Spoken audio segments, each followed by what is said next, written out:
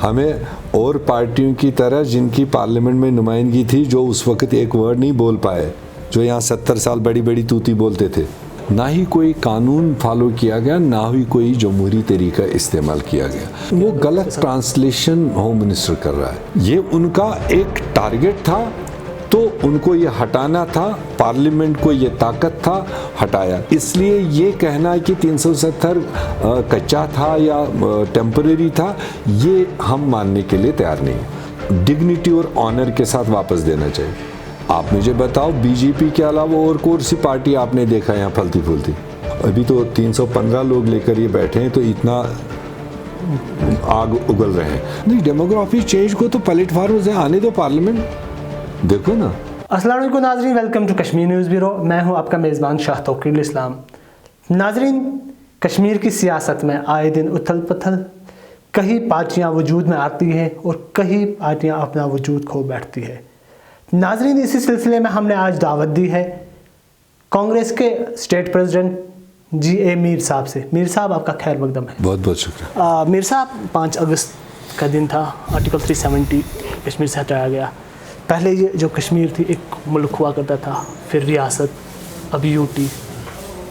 अब इसका फ्यूचर आगे जाके कहाँ पहुँचेगा? मैं तो उम्मीद करूंगा कि आगे बहुत अच्छा फ्यूचर जम्मू कश्मीर का होगा, जम्मू कश्मीर के लोगों का होगा, मगर फ़िलहाल तकलीफ़ है। यह हकीकत है कि जो एक पहले एक खूबसूरत मुल्क के शेप में जम्मू कश्मीर 200 साल चला, और उसके बाद एक कंप्लीट स्टेट के तौर पर पिछले 70-72 साल जिसने फंक्शन किया है, और आज उसी को यूटीज़ में बदल दिया, और वो भी गैर जमहूरी तरीके से और गैर कॉन्स्टिट्यूशनल तरीके से, गैर कानूनी तरीके से। ना ही कोई कानून फॉलो किया गया, ना ही कोई जमहूरी तरीका इस्तेमाल किया गया। तो उस बात का गम गुस्सा पूरे रियासत जम्मू कश्मीर के लोगों को है।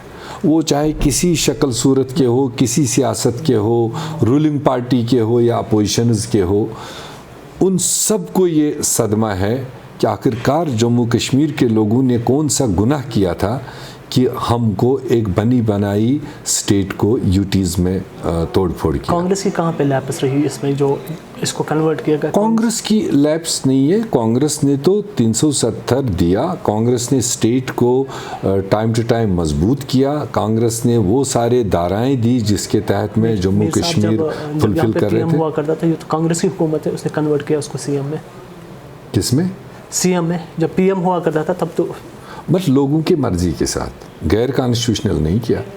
जो भी 47 से लेकर जो अमेंडमेंट्स जम्मू कश्मीर में आए, वो सारे अमेंडमेंट्स यूनिलेटरली नहीं आए, दिल्ली ने अपने आप नहीं भेजे। फ़र्क इतना ही है कि कांग्रेस के टाइम पर जो अमेंडमेंट्स हुई हैं, वो यहाँ के पॉपुलर मैंडेट के साथ बातचीत करके, यहाँ की असेंबली के साथ बातचीत करके तब वो चीज़ें लागू की गई, जब यहाँ का काउंटर पार्ट ऑन बोर्ड हुआ। क्योंकि ज़माने ने तरक्की की, सियासत ने भी तरक्की की, वक्ती रिक्वायरमेंट्स की तरक्की की। मैं आपको बता दूं, 1947 में क्या हर एक के घर में ये मोबाइल था? नहीं। इंटरनेट था? नहीं। तो जब इन चीज़ों ने तरक्की की, तो with the passage of time हमारे नए एजुकेटेड यूथ्स को पूरे आलम के साथ चलाने के लिए, पूरे हिंदुस्तान के साथ चलाने के लिए, जो वक्तन फवक्तन यहाँ के पॉपुलर मैंडेट्स ने जो रिक्वायरमेंट महसूस की और दिल्ली के मैंडेट ने उसको फुलफ़िल किया, उस तरह से अमेंडमेंट्स हुई। ये पहला मौका है 5 अगस्त का। न जम्मू कश्मीर के लोगों को पूछा गया, न जम्मू कश्मीर की असेंबली पर छोड़ा, न जम्मू कश्मीर की कैबिनेट पर छोड़ा, ना ही किसी आदमी ने, किसी साधारण आदमी ने भी यहाँ से कोई आवाज़ उठाई थी कि हमें यूटी में बदलो। Home minister floor of the house कहते हैं जो आर्टिकल 370 टेम्परेरी था उसको जाना ही था। अगर ये टेम्परेरी था, कांग्रेस ने जब हुकूमत में थे उसको परमानेंट क्यों नहीं किया? वो गलत ट्रांसलेशन होम मिनिस्टर कर रहा है। कॉन्स्टिट्यूशन जो बना है हिंदुस्तान का, उसका हर अंग, हर एक्ट अमेंडमेंटेबल है। अगर अमेंडमेंटेबल नहीं होता, एक कंटिन्यू प्रोसेस है। एक ज़माने पर कॉन्स्टिट्यूशन बनाया गया, डिफरेंट धाराएं बनाई गई, और पिछले 70 साल में 125 अमेंडमेंट्स उसी कॉन्स्टिट्यूशन में हुई। ये खाली 370 की बात नहीं थी, ये उनका एक टारगेट था, तो उनको ये हटाना था, पार्लियामेंट को ये ताकत था, हटाया। 370 ही नहीं, और दुनिया भर की धाराएं हैं जो इम्पॉर्टेंट लॉज है, उनमें क्या आज तक अमेंडमेंट्स नहीं हुई? एडिशन भी हुई, सब्ट्रैक्शन भी हुई और अल्ट्रेशन भी हुई। तो वो तो पार्लियामेंट को इख्तियार है। टोटल किताब जो आपकी इंडियन कॉन्स्टिट्यूशन है उसमें जितनी धाराएं हैं उसको वक्त के साथ साथ कहीं ना कहीं ऐड सब्ट्रैक्ट किया जाता है। तो उसी तरह से 370 ये एक परमानेंट धारा थी, और अब चूंकि अगर कच्चा होता तो कांग्रेस उठा लेता, मगर उनका टारगेट था ये उठाना। जैसे अभी सीएए की बात आ रही है, वो भी तो अपने बनाए हुए कानूनों में अमेंडमेंट है।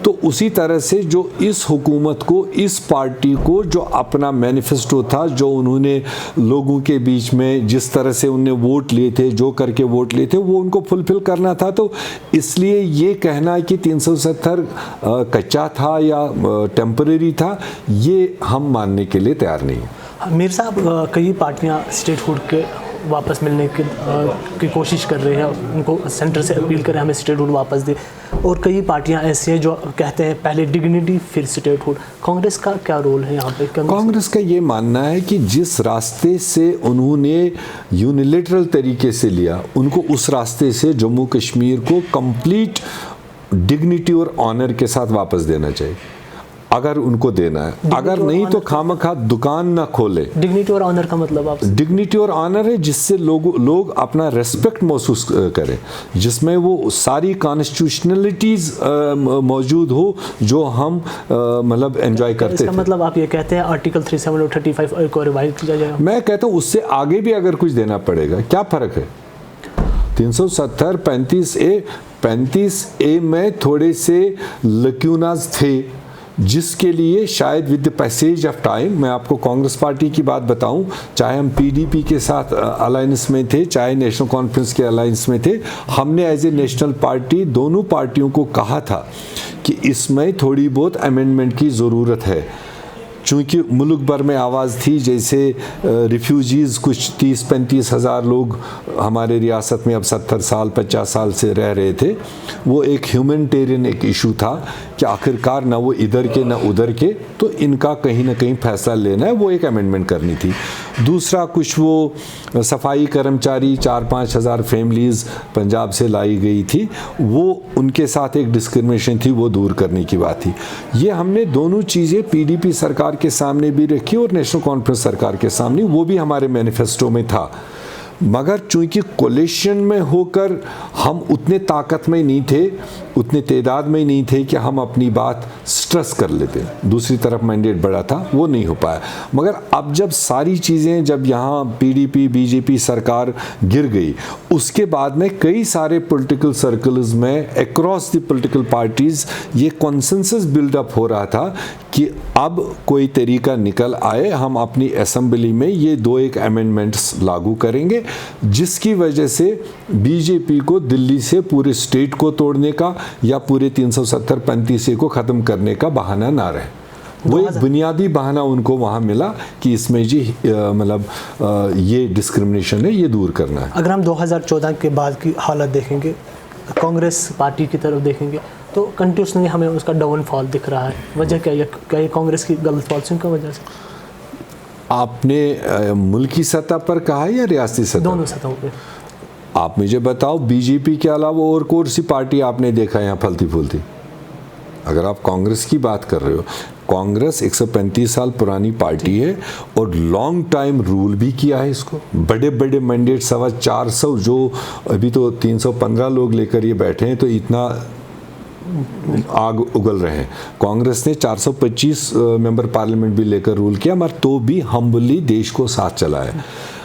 मुझे बताओ दूसरी कौन सी पार्टी आपको लगा कि भाजपा के अलावा जो यहाँ फल रही है? खासकर जम्मू कश्मीर की जहाँ मैं बात कर रहा हूँ, जो यहाँ ट्रेडिशनल पार्टीज थी उसको भी बिठाए।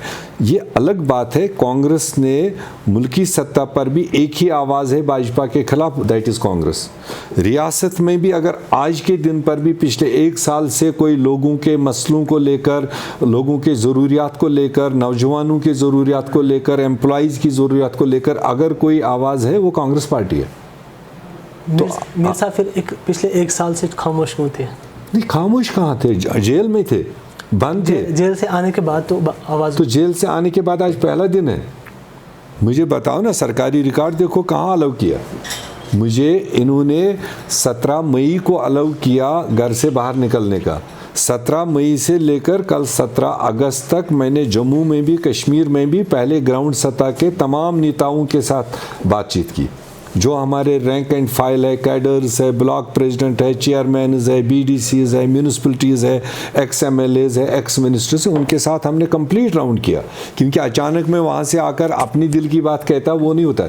जब तक ना नीचे कैडरों से बातचीत पूछी जाए, क्या प्रॉब्लम्स है, क्या इश्यूज़ हैं, वो सारे करने के बाद आज पहला मौका था जब सरकार ने एक किस्म से हमें राजीव गांधी जी की बरसी को लेकर इकट्ठे होने का मौका दिया। तो आगे सरकार अलाउ करे, आप देखेंगे नुक एंड कॉर्नर पर कांग्रेस आपको हर जगह देखेगी। अरे कांग्रेस फिर उसका क्या हुआ, जो वो कहते रहे उन्हीं चीज़ों ने तो ये सिचुएशन खड़ा कर दी। आप चाहते थे पीएम अलग से हो? नहीं, ये चीज़ें तो कांग्रेस कभी सोचती नहीं है।